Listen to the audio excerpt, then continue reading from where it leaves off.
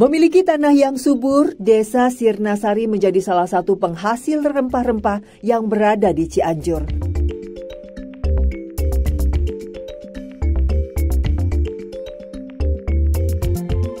Salah satunya lahan seluas 1 hektar milik Bu Iis, ditanam kapulaga dengan sistem tumpang sari. Saya dan para buruh tani lainnya harus memanen kapulaga di kebun ini yang terletak di Kampung Cipendei.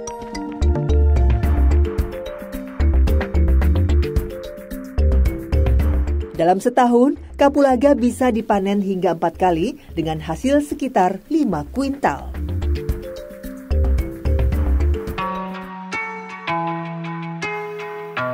Kami harus memilih buah kapulaga dengan bunga yang mulai rontok. Itulah tandanya buah ini siap dipetik.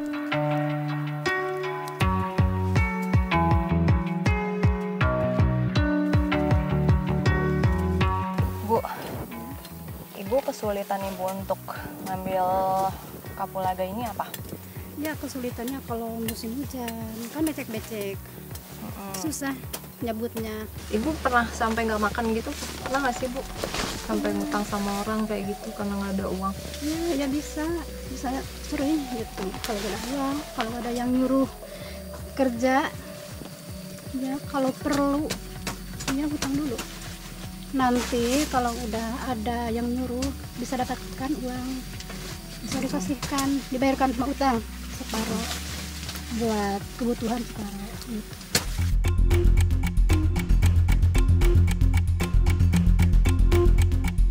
Setelah bekerja dari jam 7 pagi hingga jam 12 siang, buruh bisa membawa upah sebesar Rp40.000. Hasil itu didapat hanya saat panen kapulaga. Ketika masa panen kapulaga selesai, mereka terpaksa menganggur tanpa penghasilan. Ibu biasa dalam sehari panen kapulaga itu sampai berapa banyak Bu? Kadang-kadang kalau udah semuanya 30 kilo kering, kalau basah 90 kiloan gitu.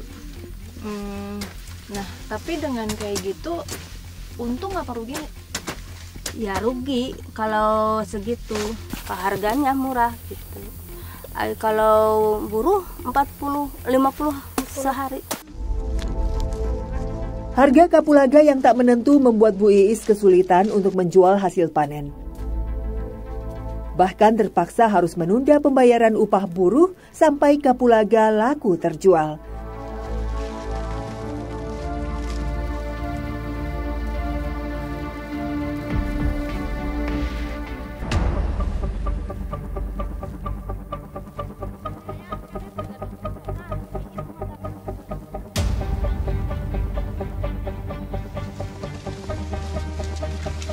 Setelah kapulaga terkumpul, para buruh masih punya kewajiban untuk membawanya sampai titik penjemputan ojek motor. Lokasi yang sulit membuat jalan hanya bisa dilalui dengan jalan kaki. Bentar. Saya harus rehat terlebih dahulu karena dada saya semakin sakit.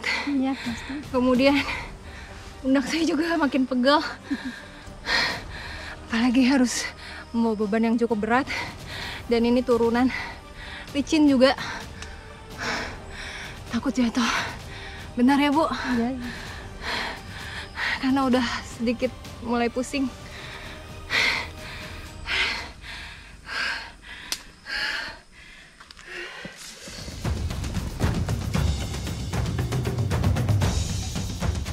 Setelah berjalan kurang lebih 20 menit, akhirnya kami sampai di tempat ojek motor engkrek.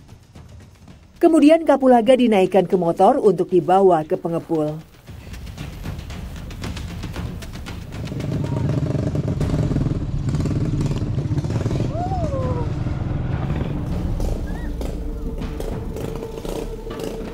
Saya pun ingin mencoba merasakan bagaimana susahnya membawa ojek engkrek dengan melewati jalan yang sulit.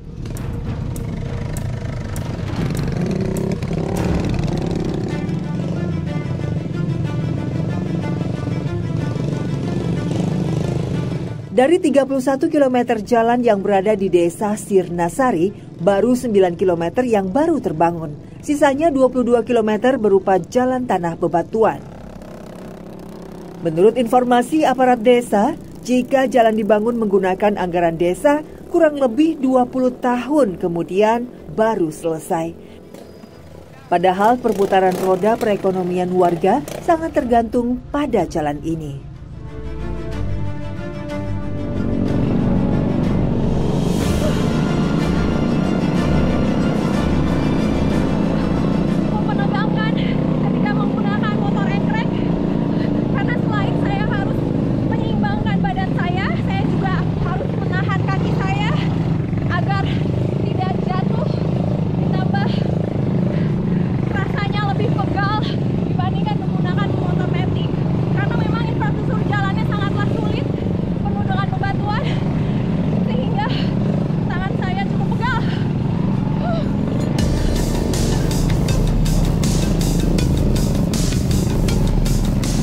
Ongkos ojek dipatok Rp500 sampai Rp1.000 per kilonya sampai ke pengepul.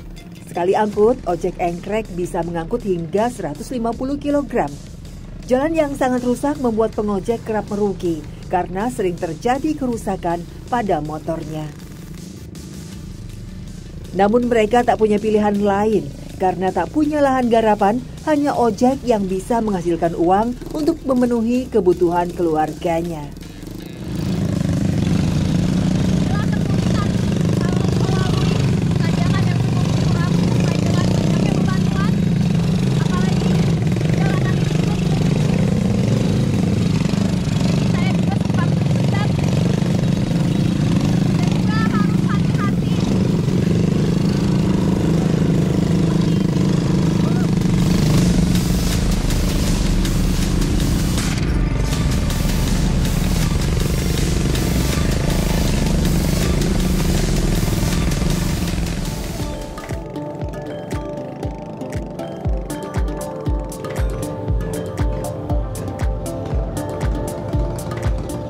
Setelah menempuh waktu kurang lebih 30 menit, akhirnya kami sampai di Kampung Cibungur, tempat pengepul kapulaga.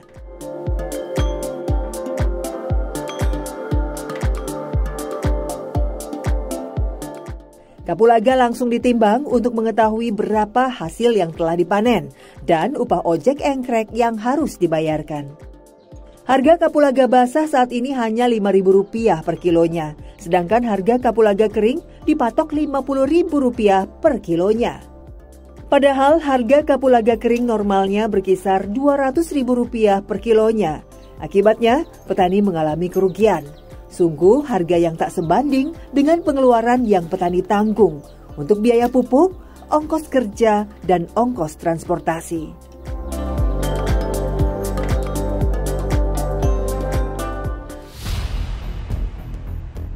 Terletak di Kecamatan Leles, Kabupaten Cianjur, dengan ketinggian 500 meter di atas permukaan laut. Penghasilan utama warga dari hasil berkebun dan pertanian, salah satunya tanaman terubuk.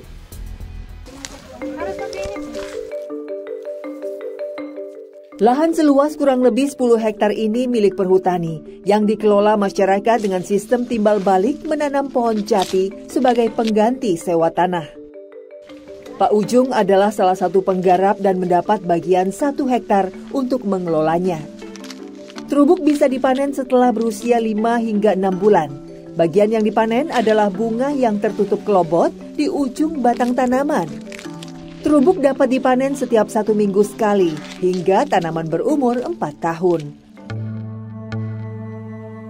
Sulitnya mendapat pekerjaan membuat warga Desa Sirnasari tak menyerah begitu saja.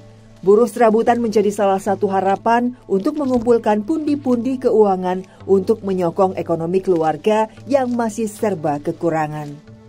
Seperti Zulfa, perempuan muda yang terpaksa putus sekolah dan menikah dini karena himpitan ekonomi keluarganya. Oh Kak, kamu biasa emang jadi serabutan terubuk juga? Iya Kak, Kenapa kamu nggak sekolah? karena nggak mampu Bapak. Sekarang usia kamu berapa? Baru 19 tahun. Nggak lanjut sekolah dari kapan, Pak? Dari SD udah putus. Tapi sebenarnya kamu mau lanjut sekolah nggak sih? Jadi ya, saya juga punya cita-cita gitu, tapi gimana? Karena bapak gak mampu. Kamu cita-citanya apa? Mau jadi guru, perawat. Udah umur 17 tahun disuruh nikah sama bapak. Kata bapak begitu, kalau udah menikah mungkin ada yang bisa bantu-bantu ekonomi saya gitu. Terus selama ini kamu jadi serabutan cukup nggak sih buat kehidupan kamu, buat bantu adik-adik sama buat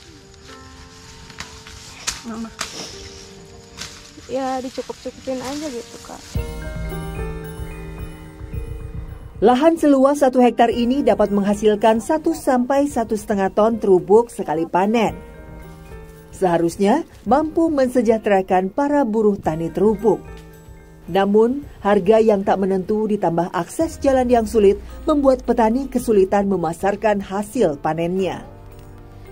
Setelah terkumpul, kemudian terubuk diikat dan digendong menuju tempat pengepul yang terletak di Dusun Cibulu.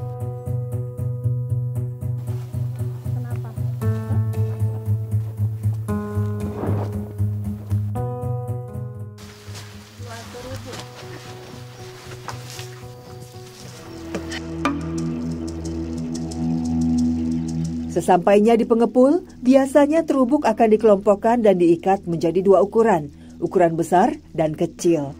1 ikat berisi 10 buah terubuk. Harga terubuk dengan ukuran kecil dipatok Rp2.500, sedangkan ukuran besar Rp5.000 per ikatnya. Ibu biasanya terubuk ini dikirim kemana Bu? Ke Pasar Rebo, Taluk Agung. Terus nutupin nggak sih Bu dari penjualan terubuk buat kebutuhan Bu? Ya kadang-kadang nutupin, kadang-kadang enggak, kadang mah rugi gitu kan buat bayar. Ini kan di bawahnya harus pakai motor, pakai bayar ojek, satu baliknya 50.000. Terus kalau mogok motor itu di tengah jalan, balik lagi motor, ngambil motor yang hidup ke rumah. Aku sendirian di tengah hutan gitu, malam-malam. Nah, Ibu kan tadi kan bilang kalau misalnya naik motor kadang suka mati, belum jalannya juga susah gitu. Nah, itu ada harapannya nggak sih Bu buat jalannya dibenerin? Ibu tuh pengennya apa? Iya, harapannya pengen jalan di bagus gitulah.